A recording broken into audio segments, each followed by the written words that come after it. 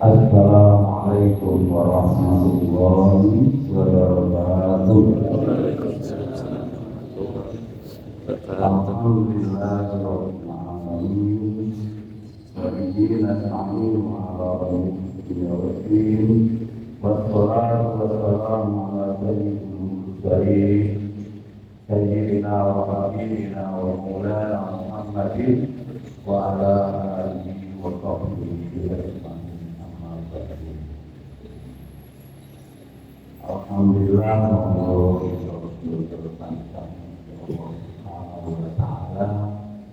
yang sambut hari nikmat dan kata kita nikmat iman, nikmat Islam, nikmat sehat, sehingga kita bersama bisa menjalankan ibadah puasa, ibadah wajib dari kita bulan ini.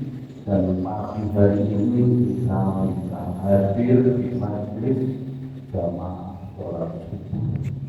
Semoga tanda kita berpuasa, tanda kita melaksanakan subuh ini oleh Allah kita digolongkan sebagai orang yang mampu bersyukur.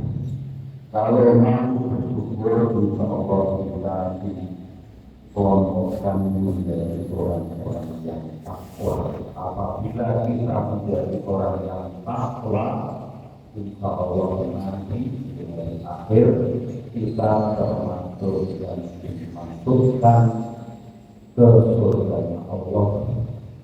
Dari manapun kita masuk, pintu apapun kita masuk, apakah kita masuk surga karena pintu puasa, atau karena pintu sholat, atau pintu syukur, atau pintu-pintu yang lainnya. Yang penting kita masuk surga.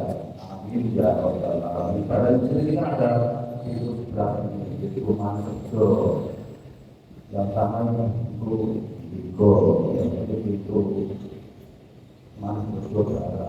Karena yang penting bisa masuk masjid, masuk surga. Alhamdulillah rabbil alamin. Amin amin ya rabbal alamin. Yang kedua, salawat dan salam juga selalu terlimpah kepada Nabi Muhammad SAW yang kita nantikan syafaatnya. Amin. Bapak Ibu rahimahullah, saya ingin melanjutkan yang pernah saya sampaikan 2 tahun kita pertama mati hidup kemarin dan sekarang ini akan bicara tentang mati yang kedua. Mati yang kedua ini kita akan merasakan, dalam asal Nabi Muhammad SAW bukan dikisahkan.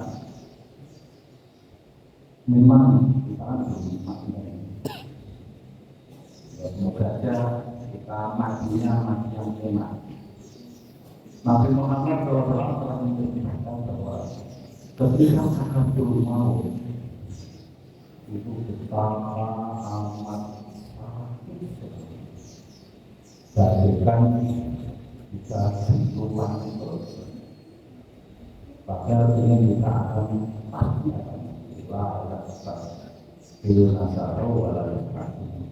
bisa menghasilkan atau kita mati. Allah telah memberi batas bagi kita. Setelah kita mati, kita masuk namanya alam barzakh. Allah Subhanahu wa taala dalam surat Al-Baqarah, "Tsumma idza jaa amruka." Kita mati nanti setelah dikubur, ini ada antara kaitannya dengan ketika dinamika. Pertama ketika dikubur kita dibangkitkan oleh namanya malaikat munkar dan nakir. Dan Bapak Ibu teman-teman sekalian, kita itu telah diberi bocoran jawaban. Betul. Kalau ujian kan tidak ada bocoran jawaban, cuma kasih kisi-kisi saja. Soalnya banyak. Kalau kita nanti kubur, kita pertama dibandingkan dan ditanya oleh malaikat. Malaikat mengenal mengatur. Mangrok buka yang satu tadi. Beliau ada perang Allah pernah ya Allah ketika sana semua dikunci. Mulut kita dikunci, kita yang bergerak dalam anggota tubuh kita. Ya kalau tiap hari sholat, tiap hari pikir, insya Allah kita akan menjawab dengan mudah. Mangrok yang pasti Allah Akbar, Allah Tuhan, Allah setiap hari berbuat berapa kali dalam sholat. Apa aku?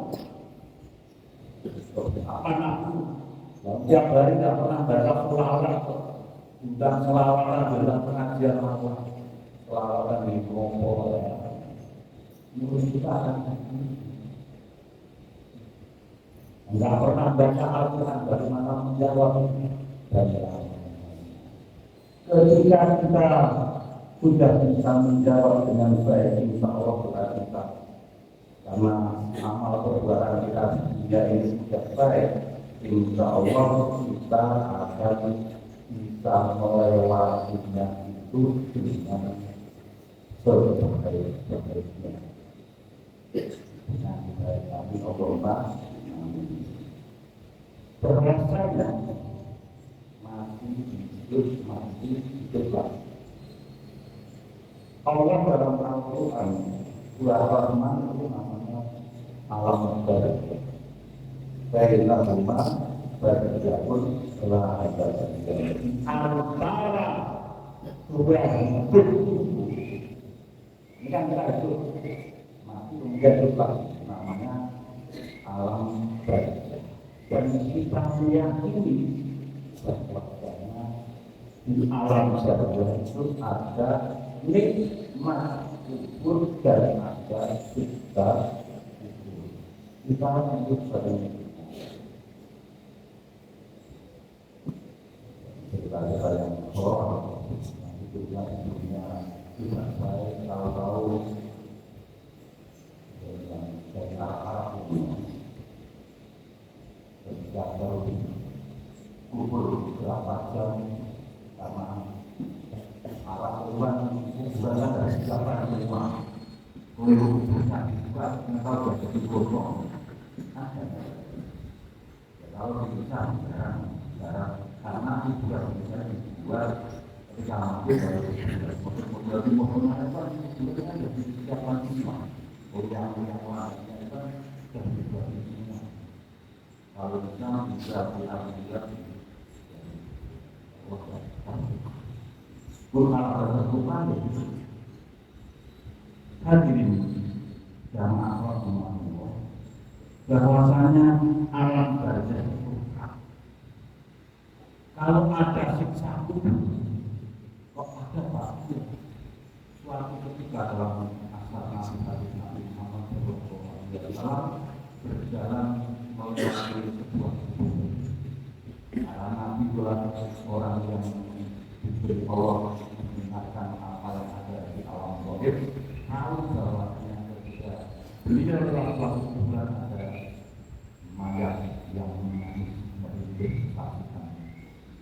Ya karena ada kubur Nabi Muhammad SAW, kemudian Nabi Bapak hormat dan para sahabat melakukan maka Nabi semoga adanya waktu maka Nabi itu meringankan azab kubur. Maka para ulama ini bersaksi bahwasanya dengan adanya pemberian sesuatu yang tidak bisa kita yakin semua makhluk Allah tumbuhan binatang dan kita yang manusia dalam menggunakan apapun dan Ketika kita di alam barzah nanti juga yang kita memperoleh nikmat kubur. Nikmat kubur itu apa? Kita ditidurkan dalam keadaan lama. Kalau dalam asar-asar itu digambarkan seperti seorang pengantin pada jalur tidurnya agak terasa yang besar tahun-tahun nanti dari kiamat dan kita dihidupkan kembali. Maka bapak-bapak ibu-ibu biasanya kalau berdoa ketika kita menjalankan kubur Allah dan ya Allah dan buka ibunya roh bersama dan saja kalau itu berdoa di dan karena waktu bulannya itu menjadi api setelah kata Bapak Ibu, karena alam barzah ini bahwa pada Pak kalau mati ada ketahuan tahu matinya menderita bagaimana Allah Maha Kuasa. Pak kalau matinya di bakar ya Allah yang itu Allah bisa. Oh bisa. Kita yang berkuah-kuah itu punya bukan jadi pemuda-pemudi semua, tidak ada yang aku. Karena yang tidak adalah roh. Kalau dunia kan ada kita sudah masuk ke rumah kubur yang lapar, masuk alam barzah. Kita ketika kita bisa semua adalah pemuda. Tidak ada yang untuk menyongsong kematian kita dan kembali monggo berkata selalu berbuat yang terbaik semampu kita dan menjadi apa saja yang dilakukan. Mengapa begitu? Karena ini usaha kita.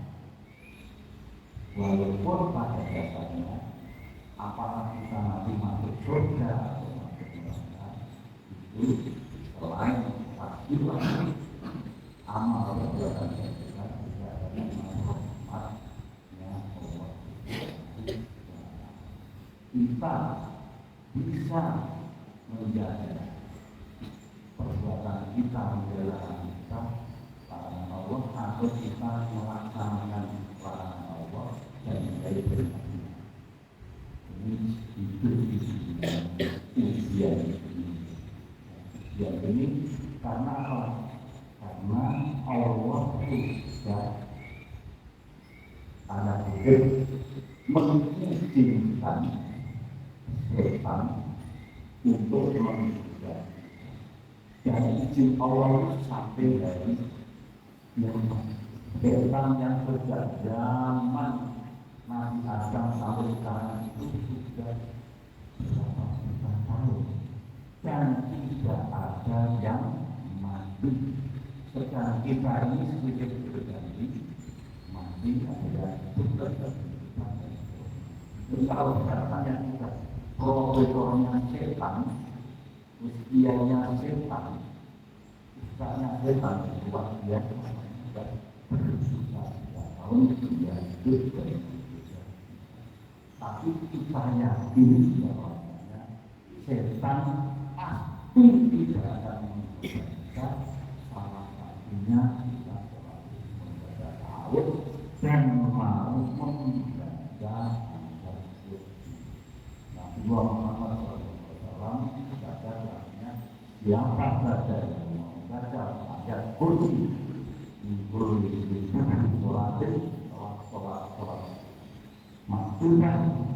insya Allah dia pasti setan-setan tidak akan menggoda kita dan keluarga kita. Kalau di atasnya dibaca pagi hari seharian kita tidak akan menggoda kita, dan kalau sore malam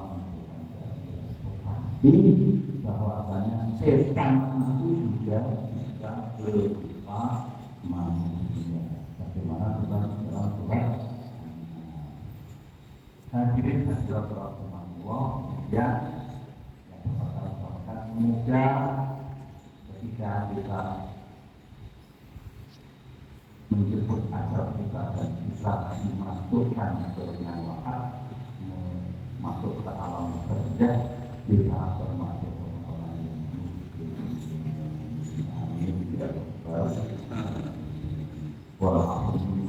Assalamualaikum warahmatullahi wabarakatuh. Waalaikumsalam warahmatullahi wabarakatuh.